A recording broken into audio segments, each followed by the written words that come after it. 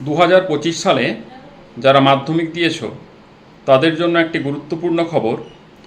2025 সালের মাধ্যমিক পরীক্ষার ফলাফল পর্ষদ থেকে আগামী 2 মে বের হতে চলেছে।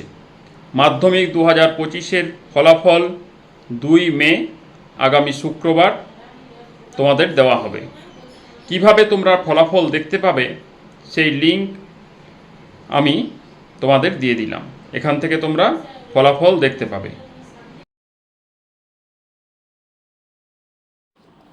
এই বিষয়ে জানিয়ে রাখি, পর্ষদ ফলাফল ঘোষণা করবে সকাল 9টা থেকে।